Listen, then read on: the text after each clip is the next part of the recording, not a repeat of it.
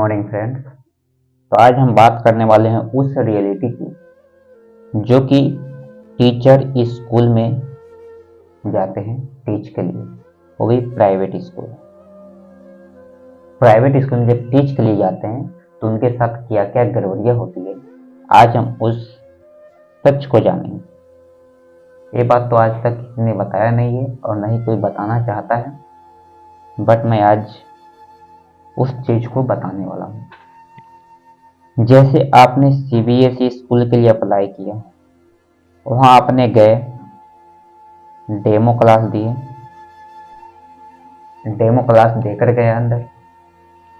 आप डेमो दिए, it means आपने उस स्कूल के लिए, आप उस स्कूल के लिए सही हो, तभी तो उन्होंने आपको सिलेक्ट किया। जब आप किसी स्कूल के लिए सिलेक्ट हो गए, इट मीन्स क्या कि हाँ, आप उस स्कूल के लिए एलिजिबल है।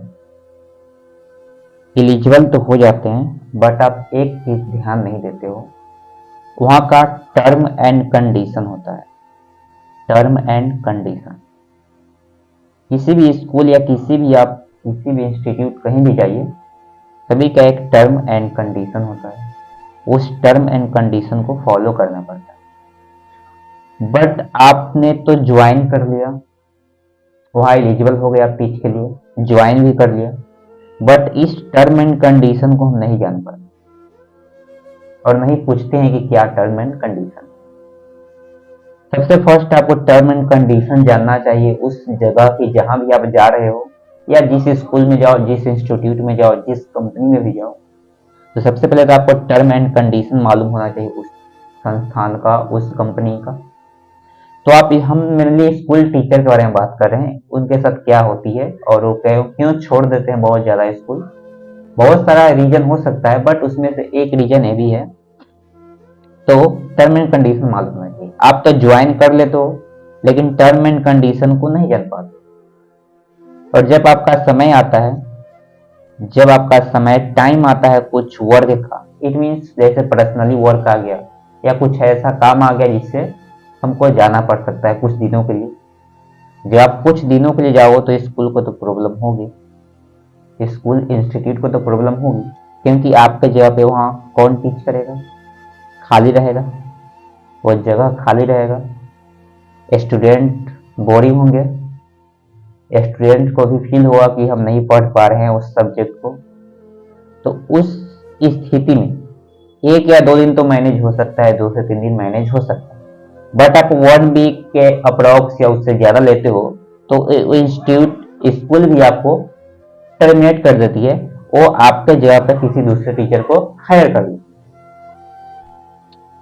ये तो बात हुई आप कुछ पर्सनली वर्क से गए, लेकिन जब पर्सनली वर्क से गए तो आपको ये भी हो सकता है कि हर एक स्कूल में क्या होता है कि मंथली उसका जो मिलता है 15 से 20 तारीख के आसपास, सभी स्कूल के बारे में, सभी इंस्टीट्यूट के बारे में नहीं, लेकिन अप्रोक्सीमेट 90% 15-20 के आसपास ही सैलरी आपको प्रोवाइड करेगी।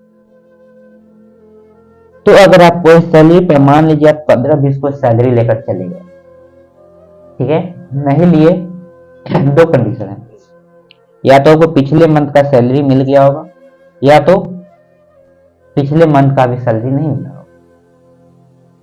तो इस कंडीशन में क्या होता है, आपको टर्म एंड कंडीशन मालूम नहीं है तो वो टर्म एंड कंडीशन देते हैं कि हम आपको छुट्टी नहीं देंगे, आपको एक ही छुट्टी होगा मंथ में, वो भी आपको जब प्रोबेशन पीरियड हो जाएगा तब। प्रोबेशन पीरियड भी होता है स्कूल का, जो कि लगभग 3 मंथ to 6 मंथ, कहीं कहीं 1 मंथ भी होता है। तो उस पीरियड में हम आपको छुट्टी नहीं देंगे। जब प्रोबेशन हो जाएगा कंप्लीट तो आपको 1 दिन की छुट्टी मिलेगी, मंथ में लीव मिलेगी 1 दिन की। तो इस कंडीशन में क्या होता है, अगर आपने पर्सनली वर्क या किसी भी वजह से आपने उस स्कूल को छोड़ा नहीं, बल्कि कुछ वर्क से जा रहे हो, यानी कि छोड़ना तो पड़ेगा ही, क्योंकि आपके जगह पे दूसरे टीचर को हायर किया जाएगा, आप उतना बीच गैप करोगे तो दूसरा टीचर तो आएगा ही। तो इसमें क्या होता है कि फर्स्ट आपने सैलरी ले लिया। जब सैलरी आपने ले लिया है, इसका मतलब क्या होगा, जब भी जाओगे तो 15-20 के बाद ही जाओगे, लिए हुए तो क्या 15-20 के बाद ही जाओगे।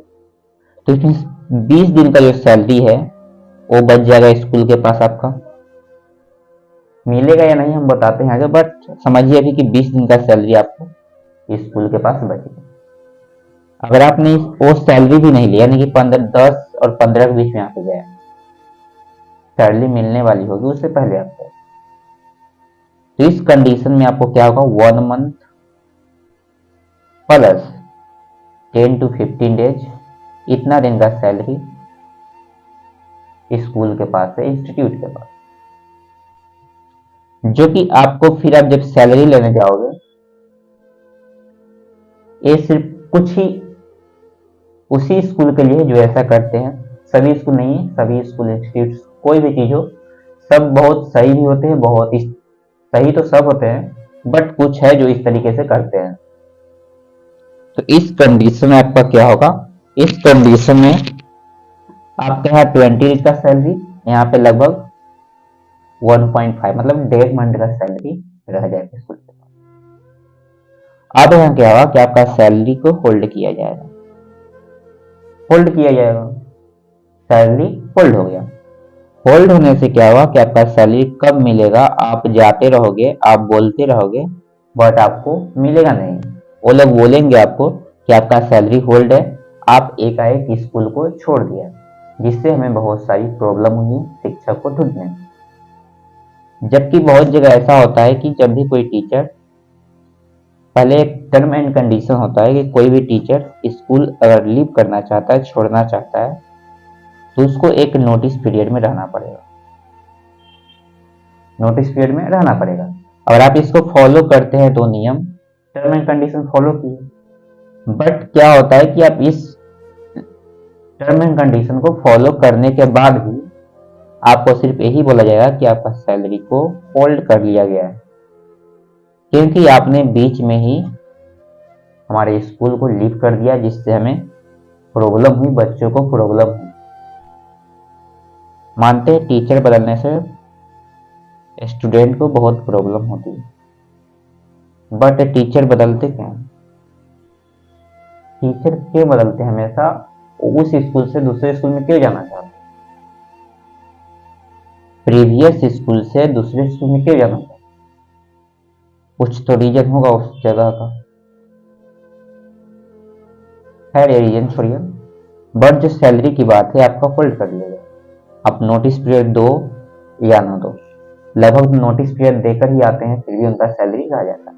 तो इसमें आपका 20 डेज सैलरी, इधर 1 मंथ प्लस 10 to 15। ये उनके लिए तो कुछ मायने नहीं रखता, वो सोचेंगे चलो खैर छोड़ो, बट उनके लिए बहुत मायने रखता है जो एक एक रुपीज के लिए मेहनत करते हैं। एक एक रुपीज उनके लिए बहुत ही इंपॉर्टेंट होता है लाइफ, एक एक रुपीज के लिए मेहनत करते हैं। हर एक दिन सही समय पर जाना, स्कूल का नोट्स बनाना, बच्चों को लेसन प्लान बनाना, बहुत सारा चीज होता है उनके वर्क में, बहुत सारा चीज उससे करवाया जाता है। बट फिर भी जब सैलरी की बारी आती है लीव करने के बाद, तो उनसे अच्छे से तो बात भी नहीं किया जाता, और न उनको समझने की कोशिश की जाती है कि क्यों छोड़ा। बस उनका चलना चाहिए इंस्टीट्यूट, क्या है नहीं है आपसे उनको कोई मतलब नहीं। तो आपको भी उनसे सैलरी चाहिए, तो सैलरी होल्ड हो चुकी है। अभी होल्ड क्या होता है, होल्ड मीन्स तो होता है कि हाँ आपको होल्ड कुछ दिन के लिए किया गया, बाद में मिल सकता है, बट ये आज होल्ड का मतलब आज तक पता नहीं चला क्या सैलरी मिल पाती है या नहीं। मेन प्रॉब्लम है कि टाइम पे तो उसको मिलेगा नहीं, 1 मंथ 2 मंथ 3 मंथ आपको ऐसे ही बोला जाएगा कि होल्ड पे है, अभी आपको नहीं मिलेगी, फिर आपको मिल जाएगी बट अभी नहीं मिलेगी। बट ये जो होल्ड है, होल्ड का मतलब भी समझ में नहीं आया कि आज तक किसी को मिला भी है या नहीं मिला होल्ड होने के बाद। तो ये होती है स्कूल टीचर जो आते हैं स्कूल में टीच करने, और वो सभी टीचर एक तरह से स्टूडेंट ही होते हैं। बहुत सारे टीचर ऐसे होते हैं जिसमें कोई ना कोई स्टूडेंट, बहुत students, it means other sector की प्रिपेयर भी कर रहे होते हैं। प्रिपेयर कर रहे इट मीन्स उनको मनी की नीड होगी, बहुत नीड तो होगी ही, रूम लेकर रहना, खाना पीना, बहुत सारी चीजें होती होंगी, बट एक चीजें आपको नहीं समझी जाएगी। बस आप उनका काम स्टूडेंट का नोट्स बनाना है, दीजिए, लेसन प्लान बनाना है, टाइम से आइए। टाइमली नहीं गए उसमें भी बहुत सारा नियम होता है कि आपका मनी डिडक्टेड हो जाता है, बहुत सारी टर्म एंड कंडीशन होती है। इसलिए इस सारी चीज से मेरे कहने का एक ही मतलब है कि आप जहाँ कहीं भी जाए, कोई भी इंस्टीट्यूट, स्कूल, कोई भी कंपनी, सबसे पहले वहाँ का आप टर्म एंड कंडीशन को जानिए। अगर आपके हिसाब से फॉलो करता है तो आप कीजिए, नहीं तो आप अलग ट्राई कीजिए। जब टर्म कंडीशन आपके हिसाब से है नहीं है तो फिर आप कैसे उसमें विलीन हो पाए, उसमें रह पाइएगा। तो जब टर्म एंड कंडीशन आपको पता होना चाहिए कि क्या क्या टर्म एंड कंडीशन है, इसके अंदर हमको रहना। तो सबसे मेन होता है टर्म एंड कंडीशन। और ये जो बात है कि नोटिस पीरियड पर रहने के बाद भी आपको सैलरी होल्ड कर लिया जाता है,